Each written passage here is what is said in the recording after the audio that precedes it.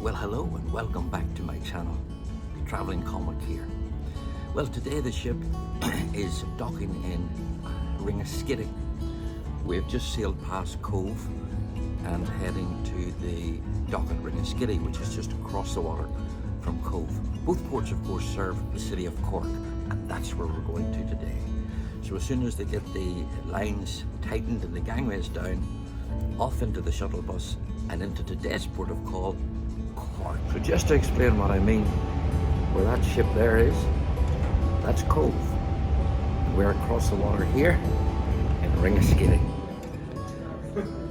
Very keen to get off and head into Cork.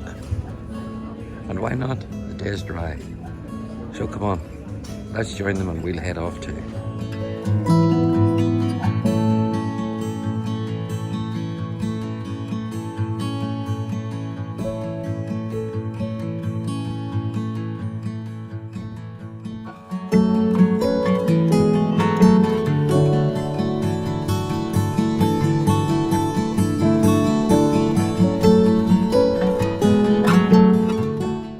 Welcome to Cork City. Cork City is the second largest populated city in Ireland and the third in the Republic of Ireland and the third largest in the whole of Ireland. The most recent census done, there was about 226,000 people living here. The city centre itself is on an island separated by two channels of the River Lee that meet downstream at Cork Harbour, which is one of the largest and deepest ports in Ireland, and yet the cruise ships don't come here. Behind me, that's where we were dropped off. That's the City Hall.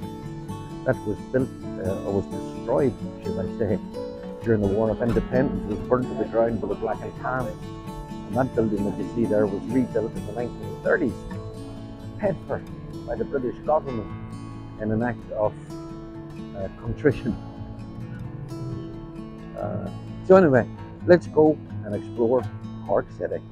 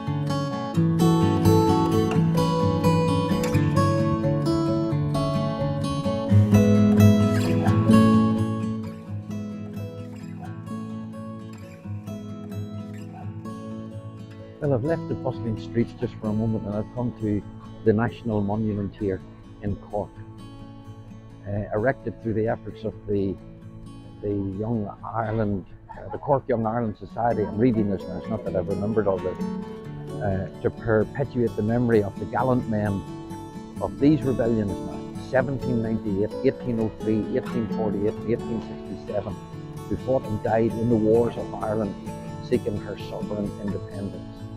It's an absolutely stunning bit of architecture.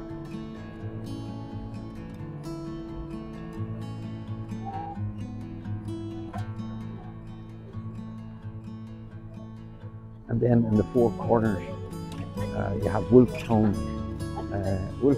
Davis, excuse me, Wolfe-Tone Davis. I'm going to have to walk around it. You see, I've no script, and I try to get the information in and then share it to you. O'Neill Crawley, and this one over here, this corner, is Dwyer.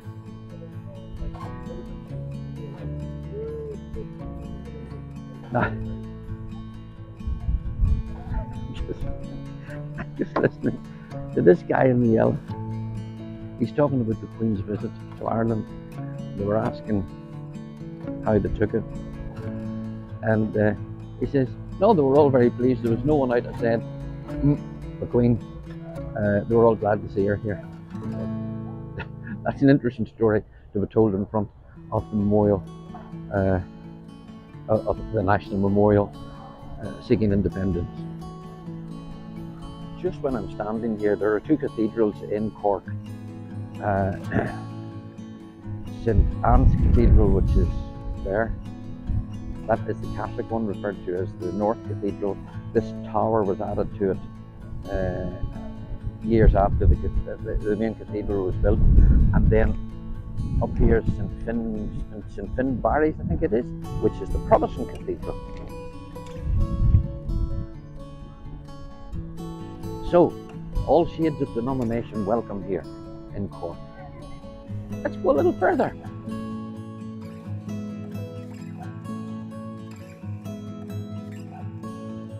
Behind me now is this, and it is Michael Collins, who in 1919 was one of the top leaders in the IRA and was a guerrilla warfare strategist, actually, inflicting huge damage on the British forces. In 1921, along with 4 others, he was sent by Eamon de Valera over to London to negotiate the peace treaty, which resulted in the Anglo-Irish Treaty, which, of course, is how the Free State was formed.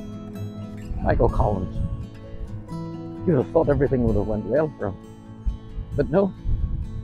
A whole lot of his fellow countrymen thought he had sold them out, so he was assassinated. But he's standing there in Cork on his bike.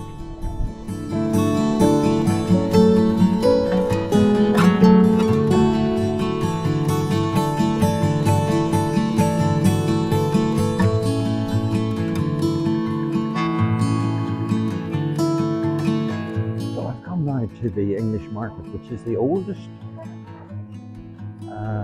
covered market in Europe, here since 1788.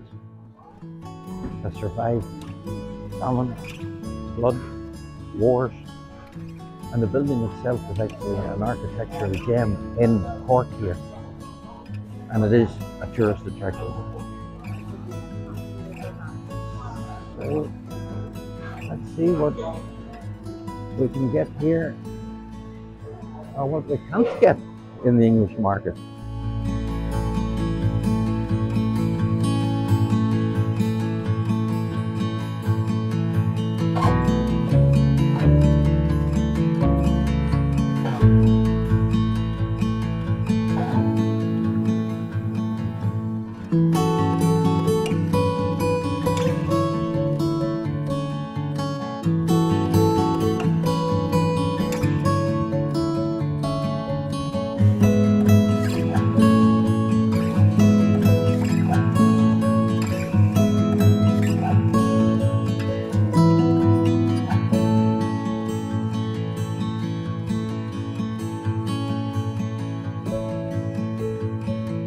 Well, there is absolutely everything under the sun here, but I saw a place doing fresh sushi rolls. So I've got spicy prawn.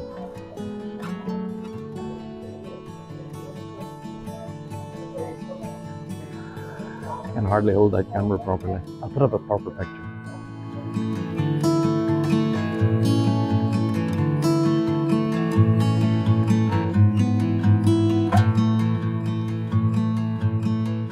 If you've been to Cork before, you'll recognise the street that I'm on now.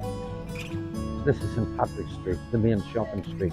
It's curved because it used to be on the channel of the River Lee, and so obviously it had to follow the route of the river. This is where the big shops are. I immediately see Brown Thomas and Debenhams, and I'm going, no, I'm not going in.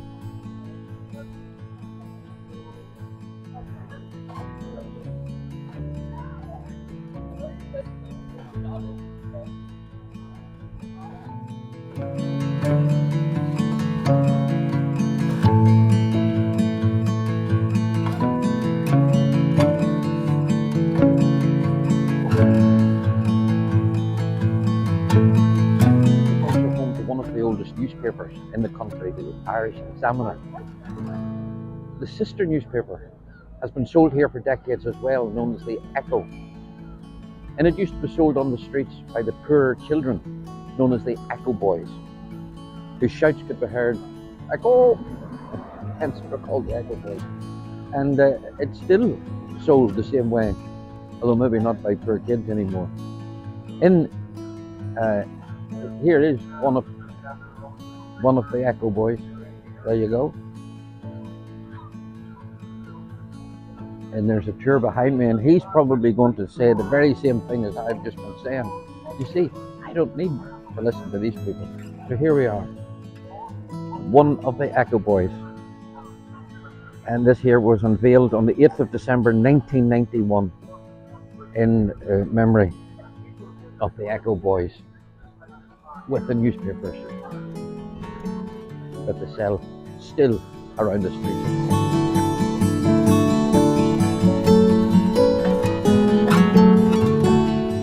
Of course, the area that we're in now, which would have been the River Lee, it was a bit like Venice years ago, and the people would have had their boats down into the river and up to do trading, where all the trading was to be done. Again, just useless information for you, but it's important to know these things if you ever come to visit Cork. So when you see the architecture and the layout of the streets, you'll understand how they came to be the way they are at the present time.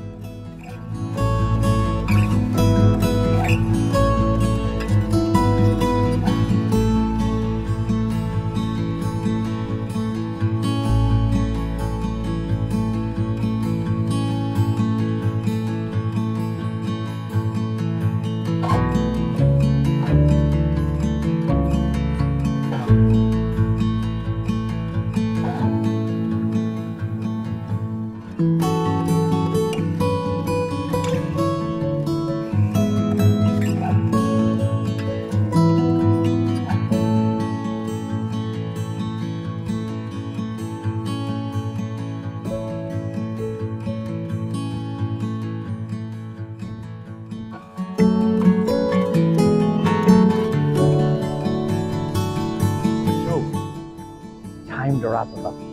Is Cork worth coming to see? Yes, of course it is. If you want to immerse yourself not only in Irish history, but British history, Cork's a city to come to. Beautiful cathedrals, fantastic shopping streets, fantastic shops, although I resisted spending any money. And of course, the area is close, because I'm on a ship, there are tours from here. And it's close to Kinsale, which is a beautiful seaside town, and it's also the gateway to Blarney and Blarney Castle. So I know there's quite a few Americans have left the ship today, have headed up to Blarney to kiss the Blarney Stone. I have told them that's why I'm such a good comedian, because I kissed the Blarney Stone many, many years ago. Anyway, as I said, it's just a snapshot. Definitely come and visit Cork. Don't just spend the day here, you're going to have to spend at least a long weekend. Anyway, if you've liked this video, you know what to do by now. Hit the like button, hit the subscribe button, and do feel free to comment. I do reply to them all.